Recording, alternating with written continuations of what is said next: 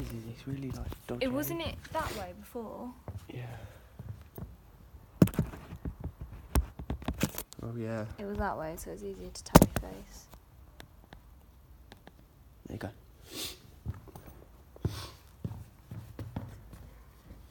That looks better.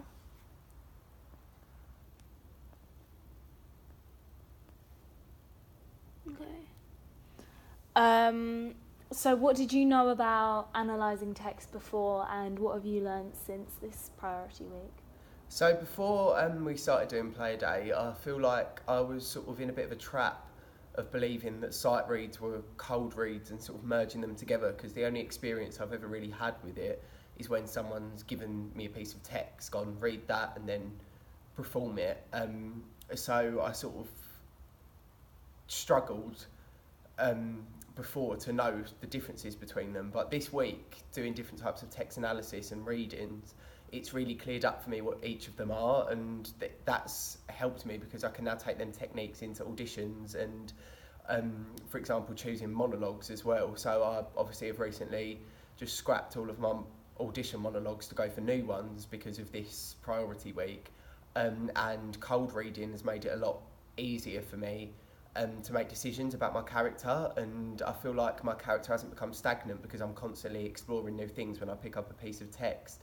And equally, sight reading now, it's really helped me to sort of develop my character because I now have made decisions on them, and I am implementing them into the text. So it's really cleared up things like that for me, and also to see how the process of a rehearsed reading can develop into a performance. It's just sort of made them things a little bit clearer for me, and it's really going to help me doing table work for drama school auditions. What else did I ask you? About the casting process. Oh yeah, how's the casting process for I'm a Minger for you? So we did a casting process for I'm a Minger where we had to read, all the boys had to read for Katie's dad and for Roger. And these are two characters that I felt like I didn't really connect with when we was doing our cold read of the play. And for me, that meant I sort of didn't give my all when I was going up for the casting for them.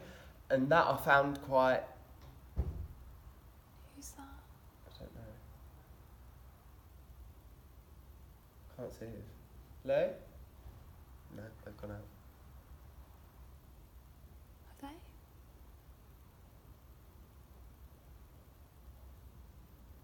Oh, that's annoying. I'll just do it again. How did you find the casting process for I'm a Minger? So when we was casting I'm a Minger, all the boys had to read in for Katie's dad and Roger, and these are two characters that I didn't really feel like I connected with, so I didn't give my absolute all for that casting. And sort of there's two different views that I have on this. First of all, I feel like I should have given more because they in the industry opportunities come and go like that, and I should have been willing to throw myself into it and give my absolute all to try and get them roles. However, I do feel like I'd be doing the character a disservice if I was putting myself up and really trying to get roles that I didn't want and I didn't connect with, because I feel like when it came to the rehearsed reading and performance, I wouldn't have given my all.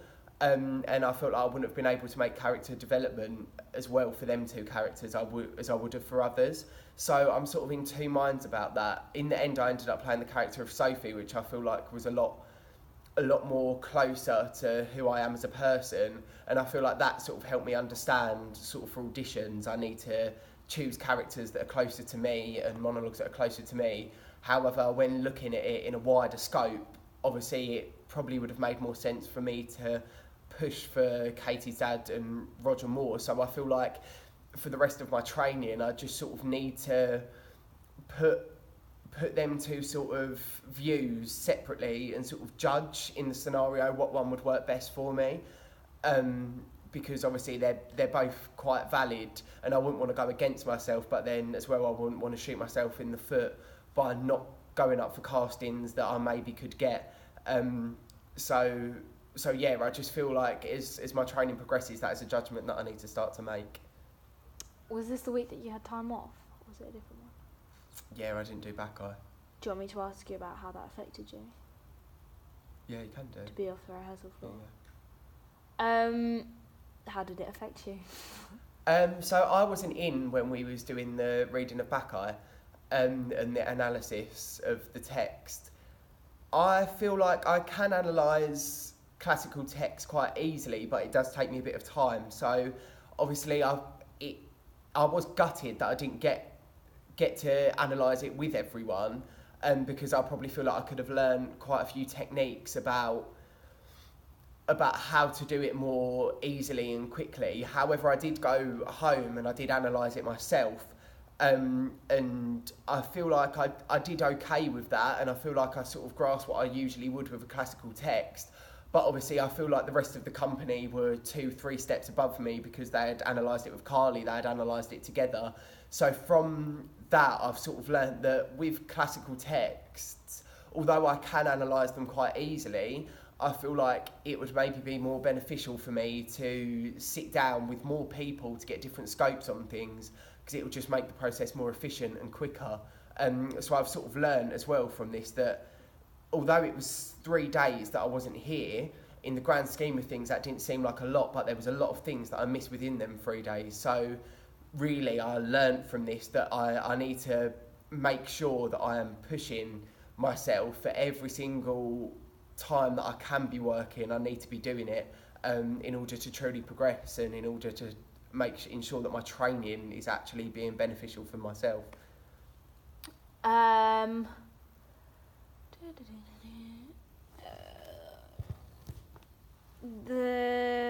What else do you want to be asked about? Oh, Pot of Gold.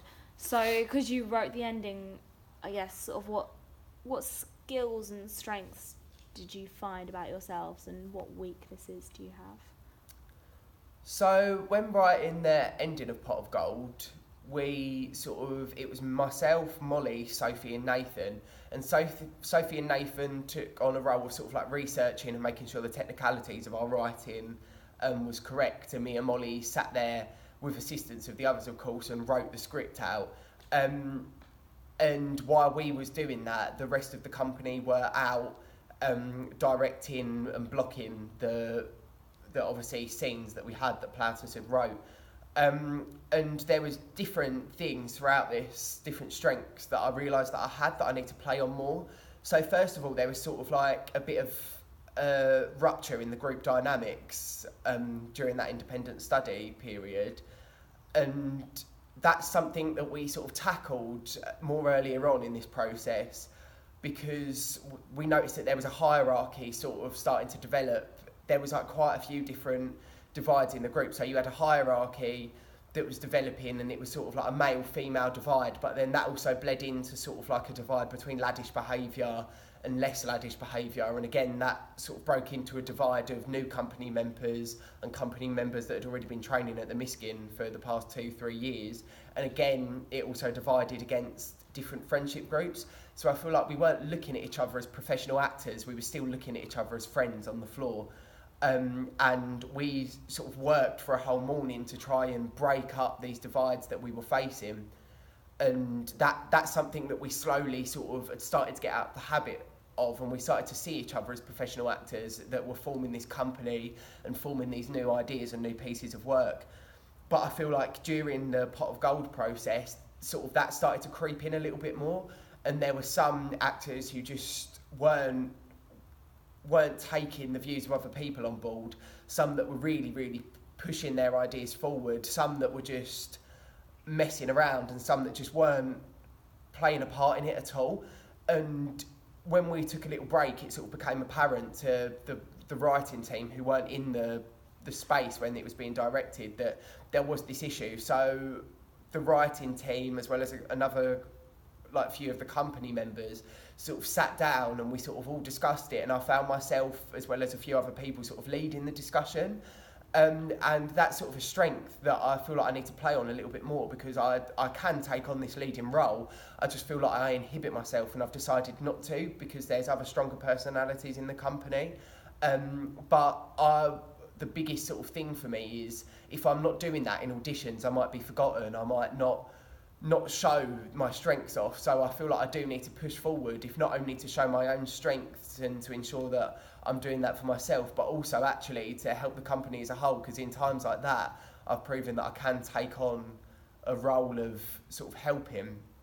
And additionally, another strength that I had was the writing. I'd never really written before, and I found that it sort of came quite naturally to me. And there was only, Carly noted, there was only a couple of sort of things in there that were a bit dodgy and a bit modern day, but apart from that, it did seem to go with the flow of the rest of the performance. So I'm obviously quite proud of that, and that's something that I want to keep on striving to do, and I want to keep on writing my own works and sort of developing that as a skill, because I feel like it'd be quite useful to make me a versatile artist. With regards to weaknesses, I'd say my biggest weakness was not fully developing my character properly, because we had less rehearsal time because we were writing. I sort of took on a very caricature cartoonist view of my character, and without actually appreciating that even though it's comedy, my character still had depth in it, and even though I didn't have many lines, my character still needed to show some sort of depth in their performance. Should I pause this one here because this one's Yeah. like 11 minutes?